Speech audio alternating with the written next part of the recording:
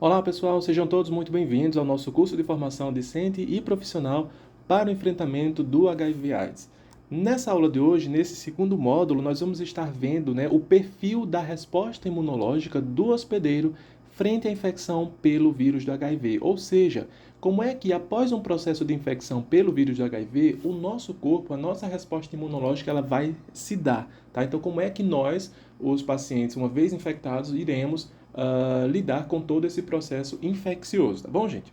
Então, antes de mais nada, antes da gente começar a falar sobre como que acontece todo esse processo do ponto de vista de resposta imunológica, a gente precisa definir ou deixar claro ou relembrar ainda, algumas questões que são básicas e essenciais para o correto entendimento, né? Que seria o quê? O funcionamento do nosso sistema imunológico e o que ele é, né? Então, o nosso sistema imunológico, né, ele é composto por uma série de células inflamatórias, a gente chama elas assim de células inflamatórias, né? Não é verdade? E que são formadas por diversos tipos, né, diversas composições de células. E algo que é essencial que a gente saiba é que essas células do sistema imunológico, né, as células inflamatórias, elas são todas produzidas lá na região da medula óssea. São todas produzidas lá e são maturadas, né? Elas sofrem processos de maturação em alguns outros órgãos, mas tudo tem origem lá na medula óssea. Quando uma célula tronco pluripotente, né, ela vai dar origem a dois ramos, né, a duas raízes de linhagens de células imunológicas diferenciadas. A primeira delas que eu destaco para vocês é a linhagem mieloide. Então, nós temos do lado de cá, do lado esquerdo da tela, o progenitor que vai dar origem à linhagem mieloide, e aqui do outro lado eu vou mostrar para vocês o outro progenitor que vai dar origem à linhagem linfóide, né, das células inflamatórias que ajudam a compor aí o nosso sistema imunológico ou ainda a produção das nossas células de defesa. Então, esse progenitor mieloide, ele vai dar origem a diversos tipos celulares que ajudam a compor não somente ao nosso sistema de defesa, como também componentes do nosso sangue, como a gente pode ver aqui, né, a formação de trombócitos a partir do megacariócito. E entendam trombócitos aqui como sendo plaquetas. Então a gente sabe que as plaquetas elas estão presentes no nosso sangue, tá certo? Então, além das plaquetas, esse precursor mieloide ele também vai dar origem aos nossos eritrócitos, às nossas células vermelhas, né? Aos mastócitos, que é uma célula inflamatória que está diretamente relacionada aos processos de reações alérgicas, tá bom? E a outros precursores, na verdade é um outro precursor dessa linhagem mieloide que vai dar origem aqui a vários dos leucócitos que nós conhecemos, né? Os basófilos, os neutrófilos, eosinófilos, monócitos, que dão origem também aos macrófagos. Então, desse lado de cá, nós temos aqui, né, já boa parte dos nossos leucócitos sendo originados através desse nosso progenitor mieloide, mas está faltando alguém aqui, né? Para nós que já conhecemos os leucócitos e quem eles são, quem os representam, a gente vê que está faltando um deles aqui, que é um dos principais, inclusive, tá? Sobretudo nesse processo infeccioso do HIV, que são os linfócitos. Então, todos os linfócitos que a gente tem, eles se originam a partir de um outro progenitor, né? Que são os progenitores linfóides.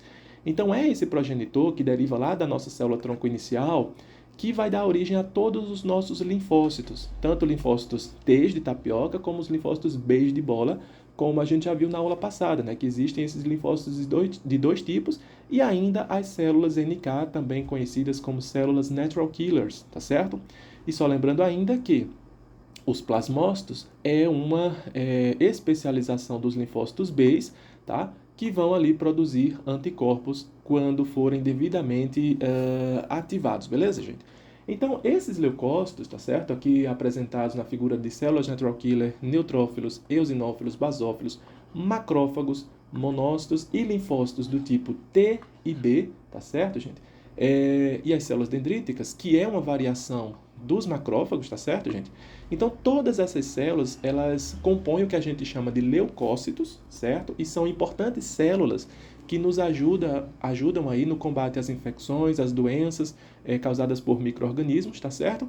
E esses leucócitos, comumente eles são organizados, né, ou classificados de acordo com o seu conteúdo citoplasmático ou ainda de acordo com a morfologia do seu núcleo, tá? Mas só a título de curiosidade mesmo. Então, esses leucócitos eles podem ser classificados como células granulocíticas, ou seja, eles vão conter no interior do seu citoplasma grânulos que têm conteúdo bastante citotóxicos, né? E esses grânulos citotóxicos, eles vão auxiliar aí a combater os processos infecciosos, e aí pertencentes a essa classificação nós temos os neutrófilos, os eosinófilos, também chamados de acidófilos, e os basófilos. E lá do outro lado a gente tem o quê? As células que a gente chama de agranulocíticas, né? Que não apresentam, diferentemente dos granulócitos, eles não apresentam grânulos citoplasmáticos com conteúdo tóxico, tá? Então, nessa composição ou nessa classificação, a gente tem os linfócitos e suas variações e os macrófagos barra monócitos, tá, gente? Só para lembrar,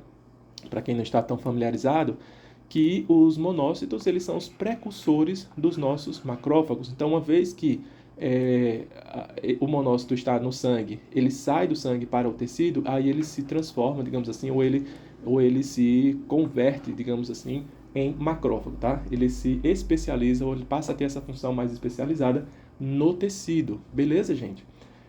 Bom, então, esse é o nosso arsenal, né, de células inflamatórias que a gente dispõe para nos ajudar no controle de diversos tipos de processos infecciosos e que sem elas a gente não teria evoluído como espécie, né? A gente já teria sucumbido aí por vários tipos de processos infecciosos ao longo da evolução, né? E que desempenham um papel importantíssimo, né, nos protegendo, nos ajudando no processo adaptativo. Beleza, gente? E aí a gente falou de linfócitos, né? Vimos que existem os linfócitos, duas variações de linfócitos, né? Os linfócitos Bs, ou melhor, os linfócitos Ts e os linfócitos Bs, né? Então, uma vez que a gente conheceu todo esse nosso arsenal de células inflamatórias, sabemos que são elas quem irão mediar todas as respostas de defesa, né, frente aos mecanismos de agressão. Como é que esse processo ele vai acontecer, né?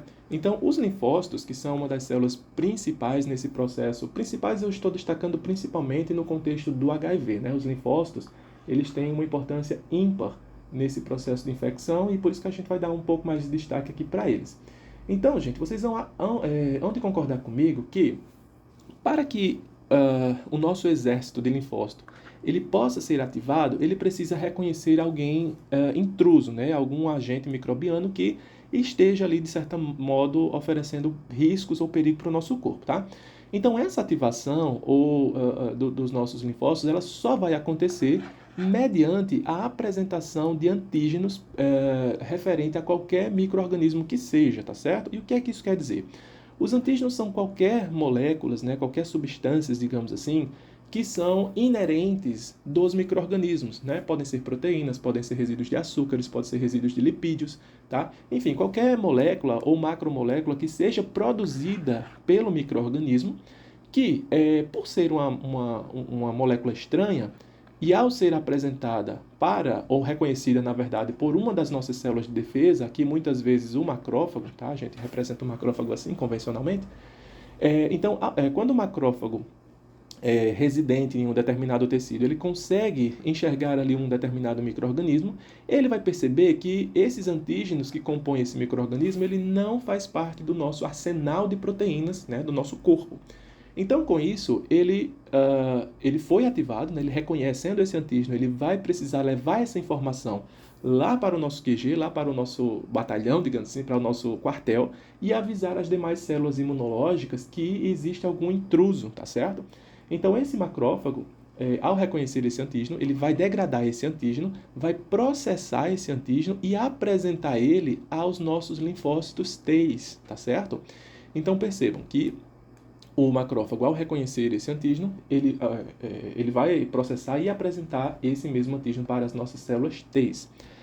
Uma vez que essas células T, os nossos linfócitos T, foram devidamente apresentados ao antígeno intruso, né, essa célula T ela vai ser ativada, tá? E mais do que isso, ela vai passar agora por um processo conhecido por expansão clonal. Uma vez que esses linfócitos T eles foram ativados, eles agora vão aumentar em quantidade para dar conta, né, desse processo infeccioso que está acontecendo lá fora. Então, as células foram devidamente avisadas e agora elas estão preparadas para o combate, beleza? Ao passo que isso acontece, a gente também tem, né, a produção de alguns linfócitos T, né, a multiplicação de alguns linfócitos T, que vão compor ali o nosso arsenal de memória, tá? que é o que a gente chama de linfócitos T de memória, ou seja, eles não vão diretamente para o fronte de batalha, eles não vão auxiliar ali nas respostas efetoras de combate a esse micro-organismo, mas eles vão estar ali guardados, eles vão servir ali como sendo linfócitos de memória que, numa próxima exposição a esse mesmo antígeno viral, bacteriano, seja lá o que for, ele já vai estar pronto ali para saber reconhecer aquele antígeno e coordenar uma resposta imunológica muito mais rapidamente, tá? Então, são células de memória que ficam ali armazenadas em alguns órgãos linfóides, né? E que são células que duram bastante tempo, justamente para que elas cumpram a sua função de guardar a memória desses antígenos que lhes foram apresentados numa primeira ocasião. Beleza, gente? Então, a gente viu ainda na aula passada que esses linfócitos T, eles ainda se subdividem, né, em duas populações de linfócitos T, tá? Que são as células TCD4, e que, inclusive, são aquelas células que são alvo do vírus do HIV, né? E existem os linfócitos CD8, também chamados de T citotóxico. Então, pelo nome dele, gente, a gente já consegue mais ou menos ter uma ideia das suas funções.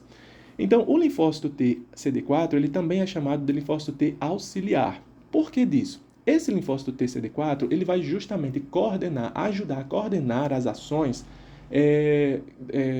no combate aos micro-organismos, por exemplo, tá?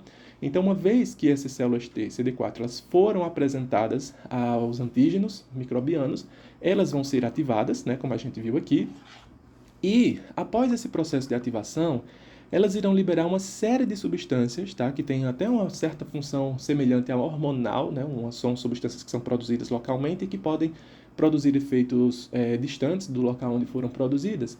E essas substâncias, que aqui a gente chama ela de citocinas, elas vão interagir com várias outras células inflamatórias, tá certo? E vão produzir diferentes efeitos, tá certo? Nessas diferentes populações celulares. Então, por exemplo, as células TCD4, elas vão são fundamentais aí no processo de ativação de macrófagos, que são células fagocíticas, tá certo? Vão coordenar todo o processo inflamatório e também são responsáveis por estimular os linfócitos B a produzirem anticorpos, beleza, gente? Então percebam que é uma célula que ela não está atuando diretamente como uma célula efetora, ela está ali mais exercendo um papel de auxiliar, de coordenar, de ajudar a toda a resposta inflamatória e imunológica a acontecer, tá? Portanto, é uma célula primordial para promover todo esse processo de defesa frente a determinados mecanismos de agressão, beleza, gente? Diferentemente do que acontece com a sua prima, o linfócito T CD8, tá? Que a gente chama ele de linfócito T citotóxico. Então, diferentemente do linfócito T CD4, a célula T CD8 ela é uma célula efetora. Ela foi projetada para matar outras células que, porventura, venham a estar infectadas principalmente por partículas virais ou ainda matar células tumorais, células cancerosas que expressam em sua superfície diferentes proteínas, né, proteínas aberrantes, né, originadas ali devido às mutações nessa célula transformada. Então, a célula TCD8, ao reconhecer antígenos sendo expressos em células infectadas ou transformadas malignamente, essas células TCD8 vão interagir com essas células infectadas e vão promover a liberação de conteúdos tóxicos, né, sobre essa célula infectada e, dessa forma, matar essa célula que está ali infectada, tá certo? Então, diferentemente da sua companheira CD4, a célula CD8 ela é uma célula efetora, que ela vai lá e cumpre a função de matar células que estão infectadas por micro-organismos, beleza, gente? Então, são duas populações de linfócitos diferenciadas, né, que cada um com a sua função, e que tem, obviamente, um papel muito importante nesse processo todo de coordenação do sistema imunológico, principalmente a célula TCD4, beleza? Já as células B, os linfócitos B, elas são semelhantemente ativadas, digamos assim, a partir da exposição ou da apresentação dos antígenos, né, virais, bacterianos, a essas células B, que uma vez que isso acontece, elas se tornam ativadas, vão também, após o processo de ativação, passar por um processo de expansão clonal, ou seja, vão aumentar em número, em quantidade, e posteriormente vão sofrer um processo de diferenciação que vão tornar essas células B em plasmócitos, que são as células B capazes de produzir ou de secretar anticorpos. Anticorpos esses que, uma vez produzidos pelos plasmócitos, vão reconhecer os antígenos, esses mesmos antígenos que foram apresentados para essa célula lá atrás, e nesse processo de neutralização, esses vírus eles já não vão estar mais aptos a infectar outras células, justamente porque eles vão ter os seus sítios, né, os seus antígenos ali interceptados pelos anticorpos, beleza, gente? E esses anticorpos podem também auxiliar aí no processo de fagocitose, de revestindo essas partículas virais ou bacterianas e assim encaminhando esses micro-organismos para serem fagocitados. E existe um probleminha aqui nesse processo quando a gente fala do HIV, ok, pessoal?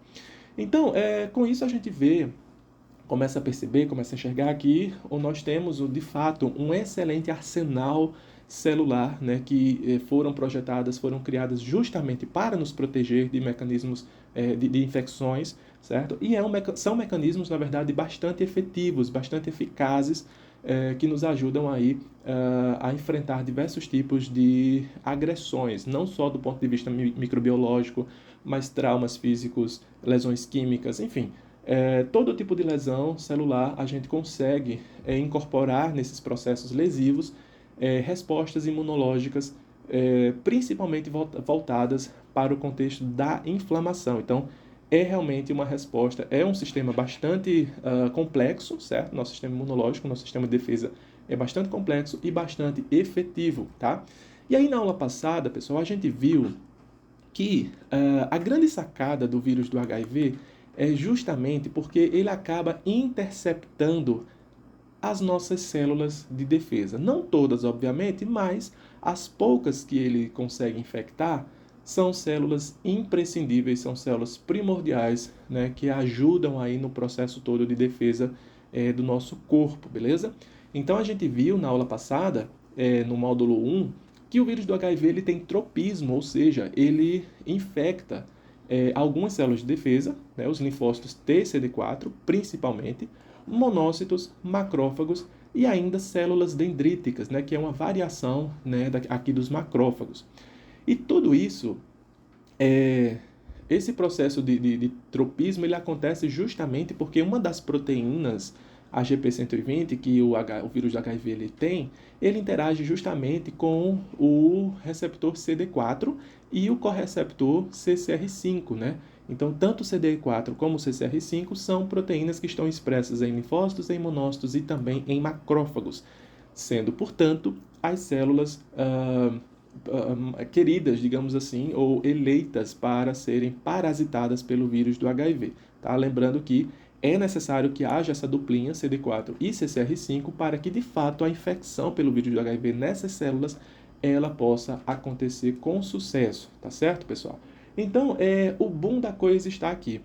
Nós temos um vírus altamente qualificado, altamente engenhoso do ponto de vista evolutivo, né, que parasita células do nosso sistema de defesa. Tá? Células que têm realmente uma importância muito grande em orquestrar todo o nosso mecanismo de defesa. Beleza, pessoal? E após esse processo de infecção acontecendo, só para a gente revisar, que o objetivo do vírus, uma vez que ele infecta a sua célula hospedeira, né, uma vez que ele infecta esses leucócitos, a sua intenção é uma só: inserir o seu material genético no genoma da célula do hospedeiro e, como consequência, produzir proteínas virais. Tá? Essas proteínas virais, elas tanto vão fazer parte aí do processo de montagem do vírus, né? São proteínas, justamente essas proteínas estruturais que estão presentes nos capsídeos, no envelope, proteínas com funções enzimáticas, tá? Como a transcriptase reversa, enfim.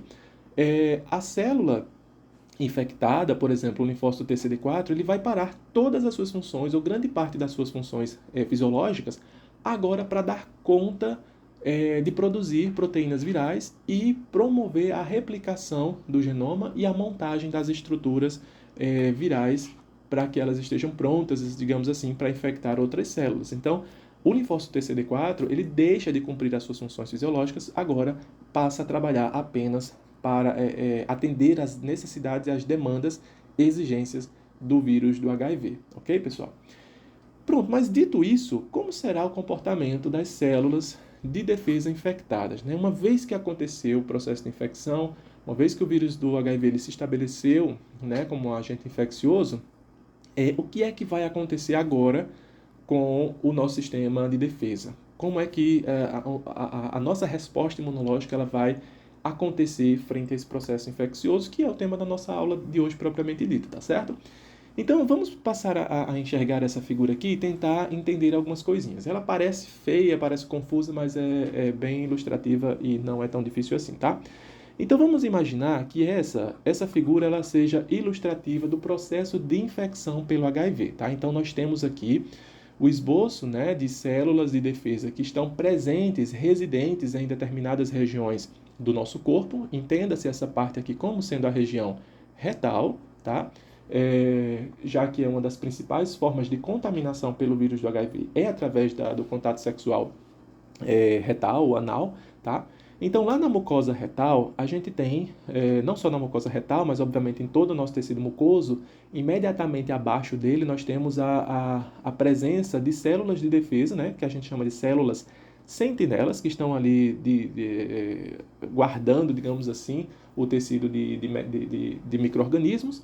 Então, uma vez que houve uma relação sexual desprotegida, né, onde os vírus do HIV eles foram colocados à mostra, digamos assim, ou foram expostos a esse tecido mucoso, que se estiver danificado, e em uma segunda ocasião, em um outro módulo, a gente vai falar desses mecanismos de transmissão, tá? Então, uma vez que o vírus ele penetrou aqui esse tecido mucoso, ele vai ser reconhecido por essas células dendríticas, que é uma variação daqueles macrófagos, e que são residentes desse tecido.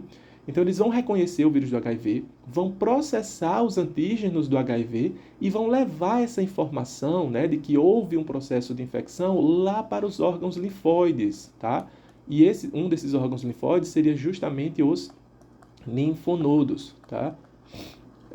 Que são aquelas regiões, são aquelas estruturazinhas que a gente tem presente ao longo do nosso corpo inteiro, né, que fica bastante evidenciado aqui na altura do pescoço, quando a gente passa por algum processo infeccioso. Então, os nossos linfonodos eles tendem a inchar, e a gente vai entender o porquê, né? São aquelas famosas ínguas ou landras, né? Dependendo da região onde a gente esteja, ela pode receber essas variações de nomes, tá certo, gente? Enfim, então, entenda pela seguinte visão.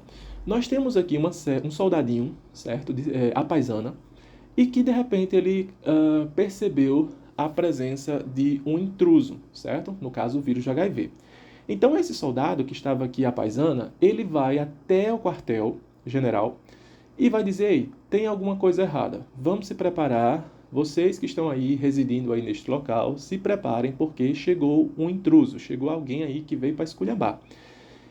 Então, a função dessa célula dendrítica é reconhecer o antígeno, processar ele para levar a informação até os órgãos linfóides, né, até o linfonodo, porque é lá onde os nossos linfócitos T, CD4 principalmente e CD8, eles habitam.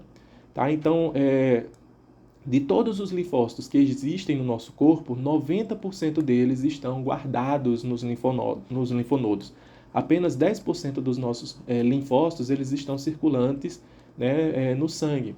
Então, o local de residência, de fato, dos linfócitos é lá nos linfonodos. Então, gente, percebam só que quando essa célula dendrítica ela chega com o vírus para apresentá-la lá no linfonodo aos nossos linfócitos T, aí começa o grande problema, tá?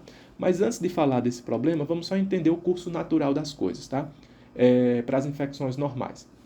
Então, uma vez que essa célula dendrítica ela apresenta esse antígeno aos linfócitos, esses linfócitos T eles vão ser ativados, como a gente já viu previamente, eles vão sofrer um processo de expansão clonal e vão ganhar a circulação, né, para ajudar a promover as respostas cabíveis, né, promovendo a inflamação, a ativação de macrófagos e, no caso do linfócito T CD8, promovendo a morte de células infectadas, tá certo? Então, existe todo o processo de expansão clonal após a ativação desses linfócitos que foram expostos aos antígenos e parte desses linfócitos que foram apresentados aos antígenos, eles vão formar células de memória, tá? Então, essas células de memória vão permanecer aqui no linfonodo, elas não vão para o fronte de batalha, tá? Elas ficam guardadinhas lá para quando o corpo se expor novamente a esse micro-organismo, essas células vão poder reconhecer e promover as respostas de forma mais rápida. Beleza, gente? Ok, mas por que eu falei que o grande problema começa quando as células dendríticas elas levam o vírus do HIV até os linfonodos? Ora, se a gente sabe, se a gente viu até aqui que o vírus do HIV ele tem preferência pelas células T, CD4, né, por macrófagos e monócitos, lá nos linfonodos só o que eu tenho é célula TCD4. Então, a célula dendrítica ela vai estar levando o nosso inimigo diretamente para o nosso quartel, onde lá a gente tem diversos tipos de linfócitos TCD4. Diversos não, temos vários linfócitos TCD4. Então ela vai estar dando de presente, de mão beijada, para o vírus do HIV, todas aquelas células que ela justamente gostaria de encontrar. Ora, se o vírus do HIV vai parasitar justamente o CD4, ela chegou no lugar certo. Ela simplesmente chegou no berço onde o vírus do HIV vai agora passar a infectar todas as células TCD4 lá daquele linfonodo, lá daquele órgão linfóide. Tá? Então, quando esse processo ele acontece, né, após o processo de infecção, após a invasão da mucosa, após a migração das células dendríticas para os linfonodos, lá o vírus do HIV vai infectar todas as células TCD4 e aí a gente tem na sequência o que a gente chama de síndrome do HIV agudo, com altíssima viremia, com a viremia bastante elevada. Por quê? Até chegar esse momento, até que o vírus do HIV ele chegue no linfonodo e lá ele passe a infectar as células TCD4, o processo ele ainda consegue ser revertido, né, usando as terapias cabíveis que a gente ainda vai falar sobre. Mas, uma vez que o vírus do HIV ele chega no linfonodo e lá estabelece a infecção em todos os linfócitos TCD4, aí não tem mais jeito, né? E como consequência, a gente observa justamente isso aqui, ó, os linfonodos bastante inchados, como sendo uma mostra de que está havendo aí uma intensa atividade nesse órgão linfóide, certo? Atividade essa que está principalmente relacionada ao parasitismo das células CD4, certo? E bem como a morte delas e a produção de novas células CD4 para compensar as células que estão morrendo, tá certo, pessoal? Mas nesse quadro, ou nesse estágio da doença, né, que é a síndrome viral aguda, a gente tem aí o inchaço dos linfonodos, tá certo? Então, só recapitulando aqui mais uma vez, houve o processo infeccioso a nível de mucosa, o vírus ele chega até os linfonodos, levados inclusive pelas células dendríticas, e uma vez que eles chegam nos linfonodos, eles vão passar a infectar todas as células TCD4, configurando o quadro de viremia ativa. Então, o quadro de infecção aguda, ele se estabelece já quando o vírus do HIV chega nos primeiros linfonodos, tá? E ao passo que isso acontece, né, quando o vírus do HIV ele chega na região dos linfonodos, aí começa a haver uma resposta imunológica mais ativa, né? Por quê? Se percebeu que o vírus, né, que o agente microbiano chegou lá na minha região linfonodal, então a resposta imunológica ela vai começar agora a ser desenhada, digamos assim, para tentar combater esse vírus que chegou e está parasitando, inclusive, minhas células de defesa. Então, as primeiras atitudes, digamos assim, né, de resposta imune para combater o vírus é o quê? Produção de anticorpos. Então, a gente viu que as células B, quando elas vão ser ativadas e vão ser diferenciadas a plasmócitos, elas começam a produzir anticorpos. E a gente viu que esses anticorpos eles vão neutralizar, né, o vírus do HIV. Então, vão promover a neutralização desse vírus. Até certo ponto, essa neutralização impede que esse vírus ele consiga infectar outras células, tá? Então, existe uma parte boa nessa questão. Porém, não existe assim uma eficácia tão grande nesse processo de neutralização pelos anticorpos. Por quê? Uma das funções dos anticorpos é neutralizar o vírus, certo? As partículas microbianas, e assim impedir que eles consigam infectar outras células, mas a outra função desses anticorpos é justamente incentivar ou induzir o processo de fagocitose, que seria o quê? A gente tem aqui um macrófago, certo?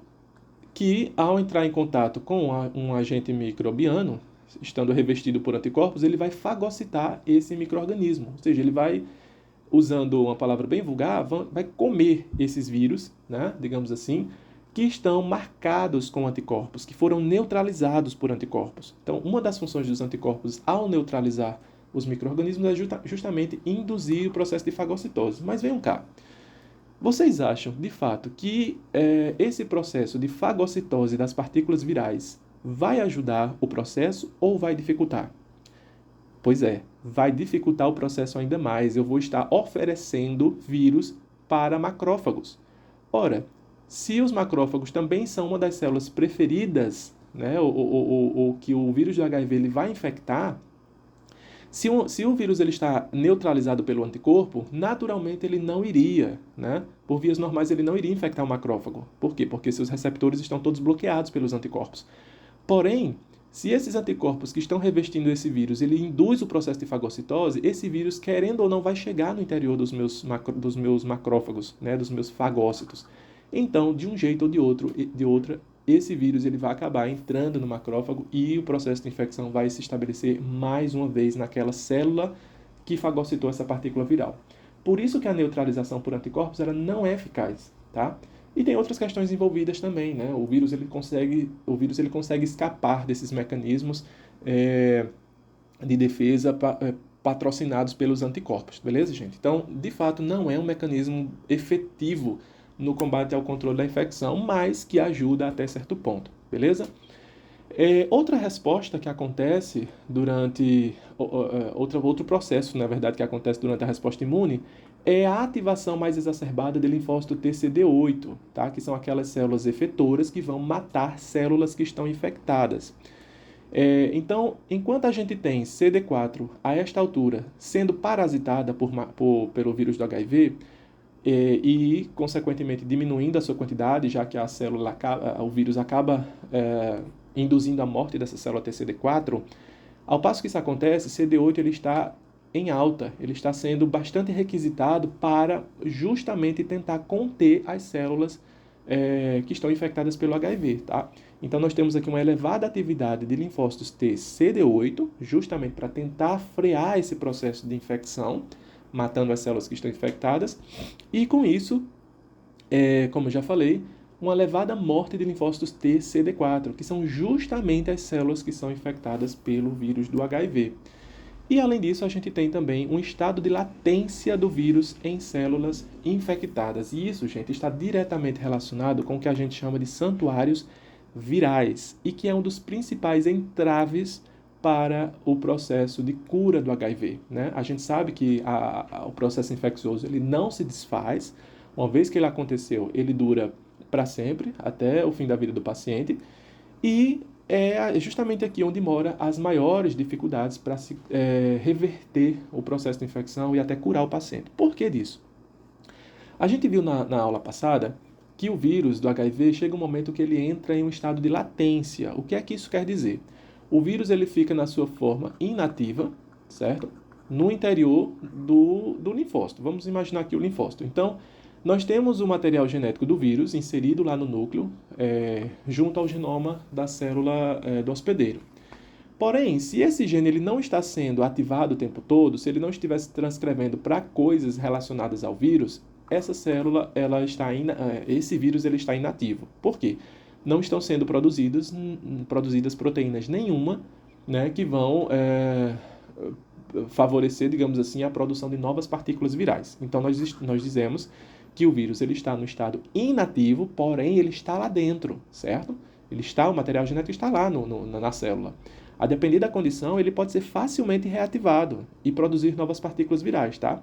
Então, quando a célula encontra-se nesse estado, quando o vírus, na verdade, encontra-se nesse estado de inatividade, a gente diz que ele está no estado de latência. Então, percebam que aqui nessa condição não tem anticorpo no mundo que faça com que neutralize esse vírus, porque ele está preservado, ele está protegido no interior da célula CD4, tá? E lembrem-se daquelas células de memória que eu falei para vocês, né, que vão permanecer no interior dos linfonodos por muito tempo, tá? Então, essas células T de memória, elas normalmente são abrigos seguros para o vírus do HIV e que são justamente nessas células T de memória que esse vírus do HIV ele permanece nesse estágio de latência. Então, por mais que todos os vírus do HIV na circulação eles possam morrer, certo? Muito por causa da terapia antirretroviral, que a gente vai falar delas ainda, mas existe vírus dormindo, dormente, latente e inativo presente lá em algumas células dos linfonodos. Então essas células jamais serão atingidas, esses vírus jamais serão atingidos pelas drogas, por exemplo, que circulam lá no sangue, tá, gente? Então esse é uma grande dificuldade que se tem ainda hoje, né? A questão dos santuários virais, são locais protegidos, onde o vírus do HIV ele permanece lá inativo, caladinho na dele, mas que está lá. Qualquer coisa, qualquer condição, qualquer fator faz com que esse vírus ele volte à atividade e novas partículas virais sejam produzidas, tá, gente? Então a gente falou também sobre a morte da célula TCD4, né? Já que é a principal célula parasitada ou infectada pelo vírus do HIV, então naturalmente essas células elas vão acabar morrendo bastante, né? Por mecanismos diferentes, né? Então, por exemplo, estima-se que aproximadamente 100 bilhões de novas partículas virais são produzidas todos os dias na fase aguda da doença, tá? E de 1 a 2 bilhões de linfócitos TCD4 morrem a cada dia. Então imagine que nesse processo de infecção viral ativa, né, da infecção aguda, nós temos uma grandiosíssima quantidade de vírus do HIV. Vamos relembrar aqui essa figurinha, tá? Então, nos primeiros dias que se sucede a infecção, nós temos aqui uma ampla quantidade de vírus que estão ali se propagando, né, que estão se replicando ativamente. E ao passo que isso acontece, a gente tem uma queda vertiginosa da quantidade de células TCD4, aqui representada por esse azul mais escuro, tá? E à medida que isso acontece, o número também de anticorpos vão crescendo à medida que nós vamos tendo uma maior quantidade de partículas virais sendo produzidas. Então, de fato, é uma quantidade bastante expressiva de células TCD4 que vão morrendo justamente por consequência da infecção pelo vírus, tá? Então, nesse momento inicial, a gente tem uma queda vertiginosa da quantidade de CD4 morrendo, tá? Ao passo que a quantidade de partículas virais do HIV vai crescendo e muito. É a fase onde o vírus do HIV ele consegue mais estar ativa e se replicar com maior facilidade, tá certo? Então, esses mecanismos de morte da célula TCD4, ela acontece basicamente de duas formas. A primeira delas é através da atividade viral intensa. Então, imagine agora, essa figura que vem ilustrar novamente, né, o processo de infecção acontecendo lá nas células dendríticas, que vão apresentar os antígenos do HIV e dar eles de bandeja à célula TCD4, tá? E após esse processo de infecção da célula TCD4, os prováveis caminhos de morte deles serão esses aqui, né? Esses e esses, principalmente.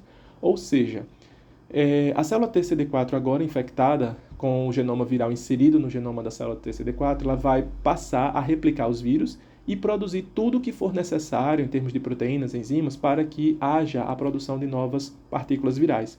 Então, como eu já falei, a célula TCD4 ela basicamente para suas funções fisiológicas para atender apenas agora as necessidades e exigências do vírus do HIV.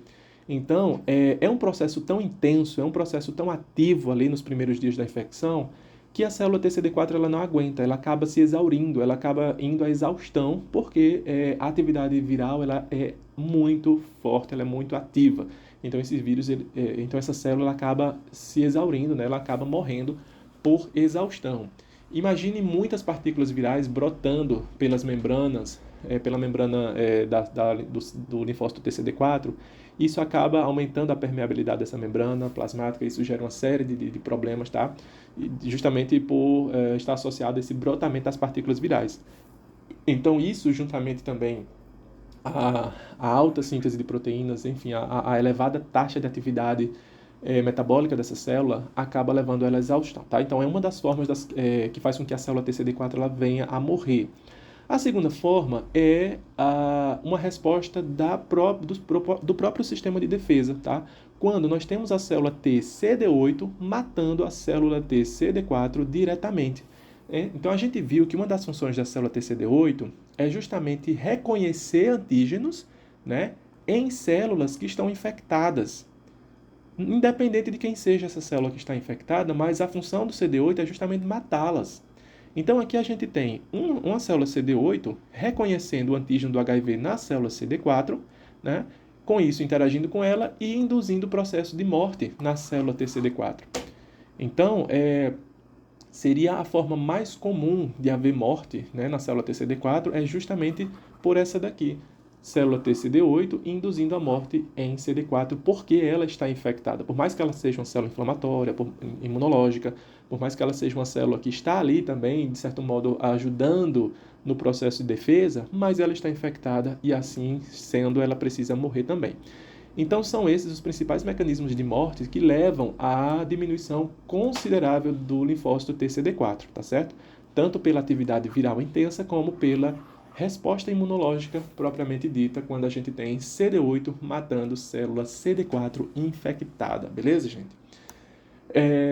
E aí, vejam só, voltando aqui para esse gráfico, a gente tem a queda vertiginosa de CD4 inicialmente, né, e uma atividade viral elevadíssima.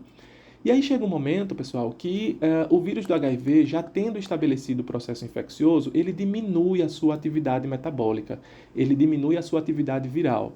Isso porque, do ponto de vista evolutivo, se eu sou um vírus e eu sei que eu preciso de uma célula para parasitá-la, não é interessante para mim, enquanto vírus, fazer com que essas minhas células, o meu hospedeiro, ele morra com tanta facilidade, né? Porque se não houver mais a minha casa, eu também não existo mais.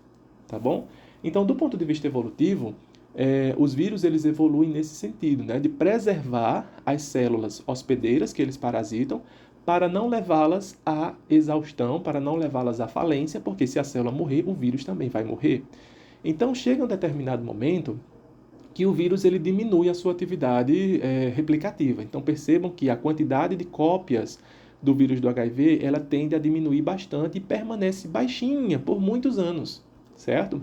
Até que chega um momento também relacionado a outros processos de variação antigênica, de acúmulo de mutações, que vão favorecer com que esse vírus ele passe a se tornar cada vez mais infeccioso. E aí é como se esse vírus ele reativasse, e aí começa a aumentar novamente a quantidade de cópias, a parasitar mais células, tá? Levando a mais morte de CD4, e aí esse já seria o último estágio da doença, que seria o desenvolvimento da síndrome da imunodeficiência adquirida, a AIDS, beleza, gente? Então, acontece essa particularidade do vírus do HIV, ele, após um processo de infecção aguda, diminuir a sua atividade viral, né, para se manter seguro no interior das células hospedeiras e assim continuar com a sua sobrevivência. Então, percebam que justamente nesse período aqui relativo ao estágio 2 da doença, que é esse período onde a gente, que é caracterizado por pequenas quantidades de cópias virais, é justamente essa fase de latência clínica que a gente observa aqui, onde o provírus, que é o material genético do vírus, ele está inserido no genoma da célula, porém ele está inativo, né? Esse genoma ele não está sendo expresso hora nenhuma. Então a célula está infectada e o vírus está dormente, está latente, beleza? E aí chega um momento em que esse provírus ele é novamente ativado, né? Como eu já falei para vocês, que seria esse estágio 3, e aumentaria mais uma vez a quantidade de cópias do vírus e aumentando também dando a ele um maior potencial de infectividade. Ok, pessoal? E por que o paciente portador do vírus de HIV ele se torna imunossuprimido se ele não for diagnosticado a tempo e se ele não fizer a terapia devida, né? Como é que o paciente se torna imunossuprimido? Ora, gente, a gente falou até agora que o linfócito TCD4 ele é importantíssimo, né, no processo das respostas imunológicas de uma forma geral, e ele ocupa uma posição central em toda a resposta imunológica.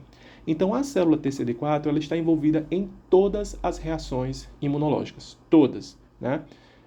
Controlando as respostas inatas imunes, tá? Controlando o crescimento e ativação de células B para a produção de anticorpos, ativando neutrófilos, ativando macrófagos para o controle de bactérias intracelulares, de fungos, de outros vírus, né, ativando aí linfócito TCD8, ativando também os próprios CD4, células natural killers, enfim. A depender das substâncias que esses linfócitos T eles venham a liberar, as respostas que vão ser produzidas frente a essas substâncias serão diferenciadas, né?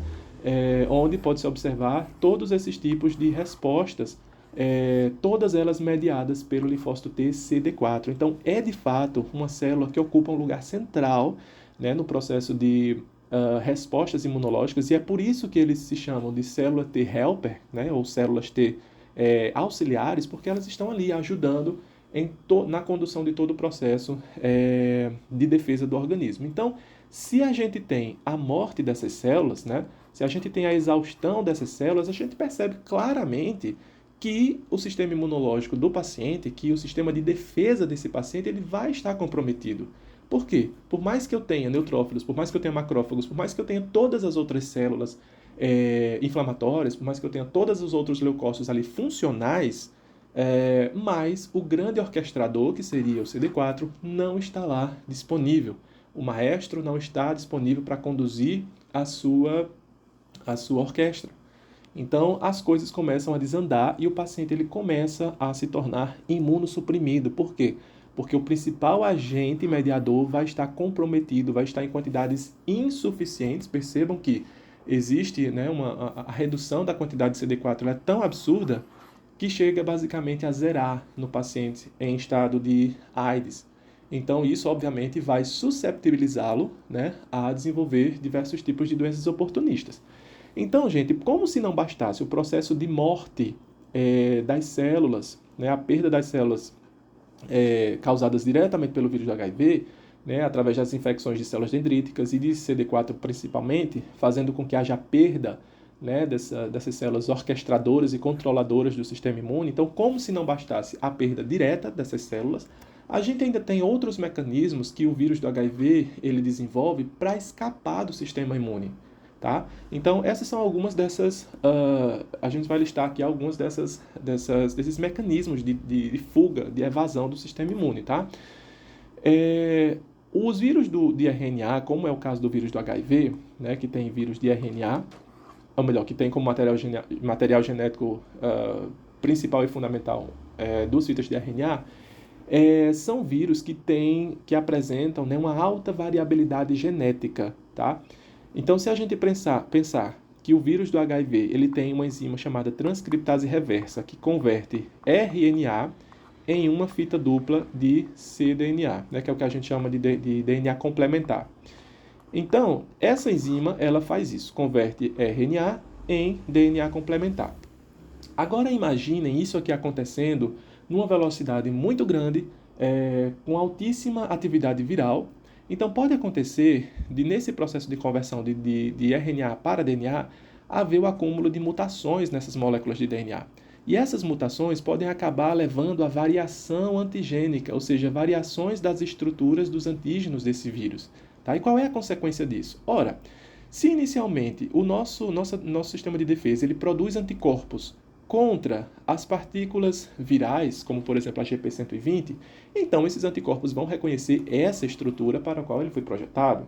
Agora, se eu tenho mutações acontecendo, né, devido a essa alta variabilidade genética e instabilidade genética, levando à variação da sequência de aminoácidos que compõem esse meu antígeno, pode ser que esses anticorpos eles não mais consigam reconhecer esses antígenos que foram identificados lá no início, né? Porque eles alteraram um pouco a sua estrutura por causa das mutações adquiridas, tá?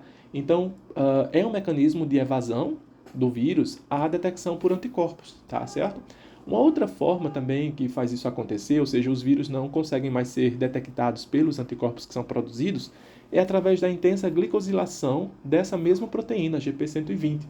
Quando resíduos de açúcar, resíduos de carboidrato, eles são inseridos nessas proteínas, na GP120, nesses antígenos. Isso faz com que esses açúcares, eles revistam, né, essas proteínas, fazendo com que elas não consigam mais ser enxergadas pelos anticorpos. Então, mais uma vez, o vírus consegue escapar da percepção desses anticorpos. E, por fim, um mecanismo altamente engenhoso, certo? Que os vírus eles desenvolvem para contaminar outras células sem que eles possam ser identificados pelos anticorpos, tá? Porque uma vez que o vírus ele foi produzido e sai da célula que ele foi produzido, ele pode ser alvo, né, da interceptação de anticorpos. Mas aí os vírus também desenvolveram uma outra forma de infecção que é bastante efetiva, que é justamente quando isso aqui acontece, ó, quando eu tenho agora a junção e a contaminação direta célula-célula. E como é que isso acontece? Ora, se eu tenho uma célula T que está abrigando no seu interior o vírus do HIV, né, tem o seu genoma ali, algumas das proteínas do vírus vão ser produzidas e vão ser inseridas na membrana desses linfócitos T. Então, entendam essas proteínas como sendo, por exemplo, a GP120, como sendo essa partícula viral que é produzida, é colocada lá na superfície do linfócito T, porque quando o vírus for brotar, vai arrancar essas proteínas e vai fazer parte da sua estrutura viral, tá? E a gente sabe que a GP120 ela é reconhecida por uma outra proteína, né? A famosa CD4, que também é expressa por linfócito CD4. Então vejam só, eu tenho duas células CD4 se reconhecendo pela interação de antígeno e anticorpo. Então eu tenho uma célula CD4 expressando o GP120, que é uma proteína viral, e tenho outra célula CD4 que tem o receptor que reconhece o meu GP120. Então eu tenho aqui um reconhecimento celular através de antígeno e receptor, e essa interação faz com que o vírus ele possa migrar diretamente de uma célula para outra sem maiores dificuldades. Então esses agregados de células T, CD4, é o que a gente chama de sincícios, formação de sincícios ou de agrupados de células T, CD4, que favorece a disseminação direta célula-célula do vírus de HIV. E dessa forma ele consegue escapar, obviamente, da detecção por anticorpos. Beleza, gente?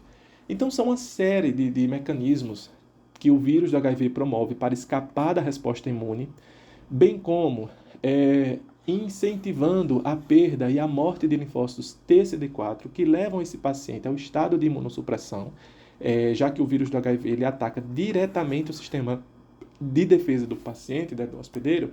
Isso faz com que diversas doenças oportunistas elas possam surgir, né, quando esse paciente ele não sabe da sua condição sorológica, quando ele não sabe que está infectado pelo vírus do HIV. Então, infecções relativamente simples, né, que não aconteceriam naturalmente em pacientes imunocompetentes, passam a acontecer agora num paciente infectado com HIV em um estado bastante elevado, avançado, adiantado da doença, tá? Para além das infecções oportunistas, a gente tem também uma maior suscetibilidade desse paciente ao desenvolvimento de determinados tipos de câncer. Os mais comuns são o sarcoma de Kaposi, ou Kaposi, certo? Que são neoplasias malignas que se formam ali próximo aos vasos sanguíneos do paciente. Os famosos linfomas também são uma outra classe de neoplasias bastante recorrente, já que nós temos o quê? A transformação maligna justamente de linfócitos T, tá? Então imagine esse linfócito T parasitado pelo vírus do HIV, vivendo agora sob o regime do vírus. Então uma série de alterações genéticas e mutações podem ser acumuladas nesse linfócito T ao ponto de torná-lo uma célula maligna. Então, além desse linfócito T ter perdido o controle sobre si mesmo em relação às suas atividades fisiológicas, além desse linfócito T não conseguir mais participar das respostas imunológicas naturais, porque ele está sob o domínio do vírus do HIV, ele ainda pode acumular mutações e se transformar em uma célula maligna, cancerígena, dando origem ao que a gente conhece como sendo os linfomas. Então é uma neoplasia também bastante recorrente em pacientes portadores do vírus do HIV que não têm consciência disso, tá? Câncer anal e câncer de colo de útero também são outras duas formas recorrentes de câncer, principalmente aí quando se alia também ao outro vírus, o vírus do HPV, que também pode ser transmitido por via sexual. Então, a combinação do vírus do HPV junto com o HIV a longo prazo, né, pode também acabar suscetibilizando ou tornando esse paciente mais vulnerável ao desenvolvimento de câncer de colo de útero, se for mulher, ou ainda de câncer anal. Beleza, gente? Então, com isso, a gente termina nosso segundo módulo. E na próxima aula nós vamos ver mais alguns aspectos, quais são os aspectos clínicos, né, da doença da AIDS. Ou seja, quando a infecção pelo vírus de HIV ela consegue atingir o seu nível máximo, né, de atividade viral. Então, como é que o paciente ele vai se comportar diante disso?